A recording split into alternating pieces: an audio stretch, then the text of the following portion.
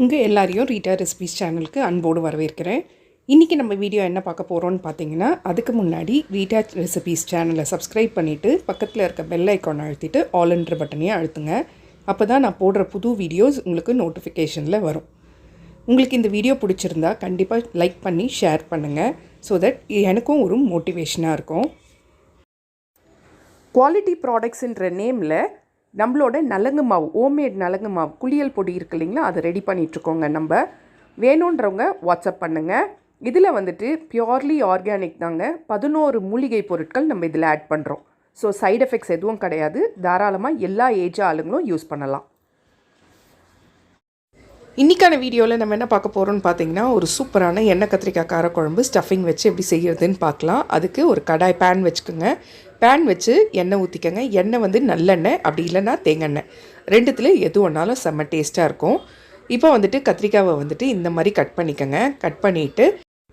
Cut பண்ணி வச்சுருக்க கத்திரிக்காவை அந்த எண்ணெயில் ஆட் பண்ணிக்கோங்க. ஆட் பண்ணிவிட்டு நல்லா வதக்கிடுங்க.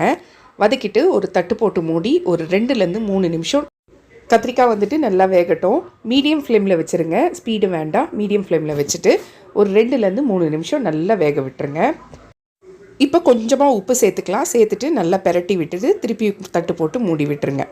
அவ்வளோதான். இப்போ வந்துட்டு கத்திரிக்காய் வந்துட்டு 75% நல்லா வெந்துருச்சு. அதை எடுத்து ஓரமாக வச்சுக்கலாம்.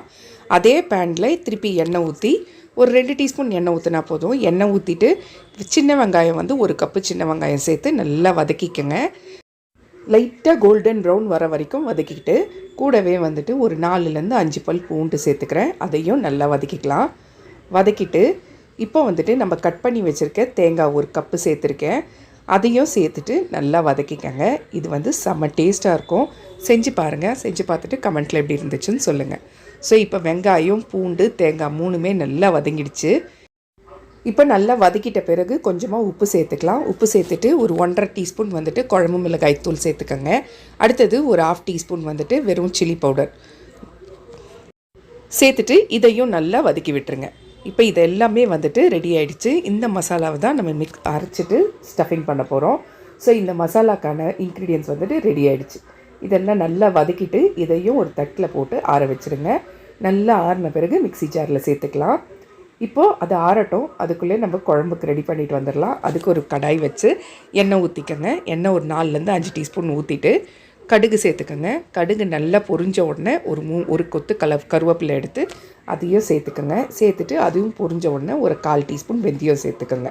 வெந்தயம் நல்லா பொரிஞ்சிட்ட பிறகு ஒரே ஒரு வெங்காயம் கட் பண்ணி வச்சுருக்கேன். அதையும் ஸ்லைஸ் பண்ணதை சேர்த்துக்கோங்க. சேர்த்துட்டு நல்லா வதக்கி விட்டுருங்க. பொன்னிறமாகிற வரைக்கும் வெங்காயம் நல்லா வதங்கணும். வெங்காயம் நல்லா வதங்க தான் செம டேஸ்ட் கொடுக்கும் குழம்பு. அடுத்தது வந்துட்டு திருப்பி ஒரு 4லேருந்து 5 பல் பூண்டு சேர்த்து அதையும் நல்லா வதக்கிக்கோங்க. வதக்கிட்டு தக்காளி வந்துட்டு ஒரே ஒரு தக்காளி போதும். ரொம்ப புளிப்பாயிடும். நம்ம ஏற்கனவே புளியும் ஊற்ற போகிறோம். அதனால் வந்துட்டு தக்காளி ஒரே ஒரு தக்காளி கட் பண்ணதை சேர்த்துட்டு அதையும் நல்லா கூழாகிற வரைக்கும் வதக்கிக்கோங்க.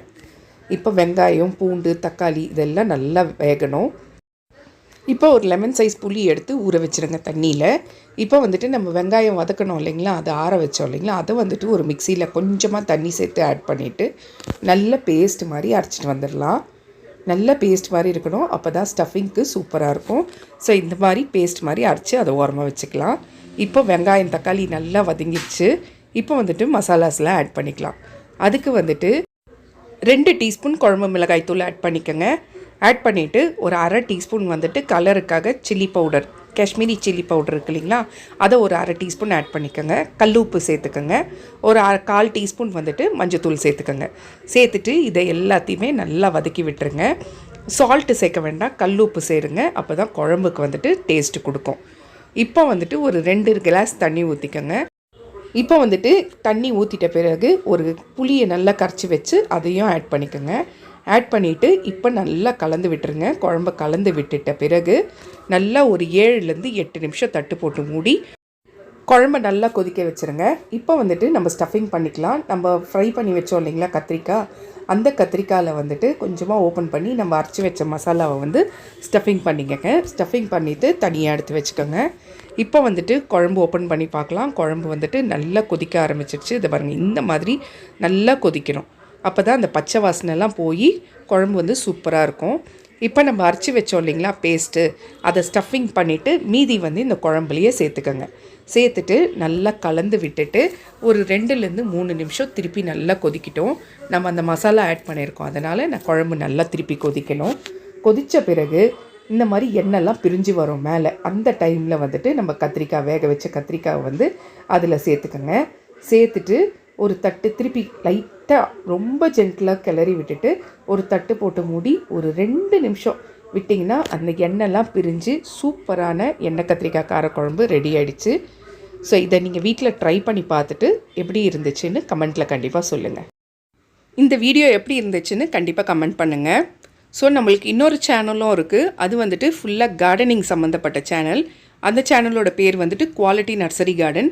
டிஸ்கிரிப்ஷனில் லிங்க் தந்திருக்கேன், அதையும் வாட்ச் பண்ணுங்கள். ரீட்டா ரெசிபீஸ் சேனலுக்கு சப்ஸ்கிரைப் பண்ணிவிட்டு பக்கத்தில் இருக்க பெல் ஐக்கான் அழுத்திட்டு ஆல்ன்ற பட்டனையும் அழுத்துங்க.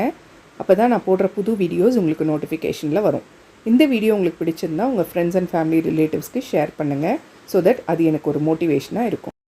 வீடியோ பிடிச்சிருந்து நல்லா இருந்துச்சுன்னா ஒரு சின்ன கமெண்ட் கொடுங்க.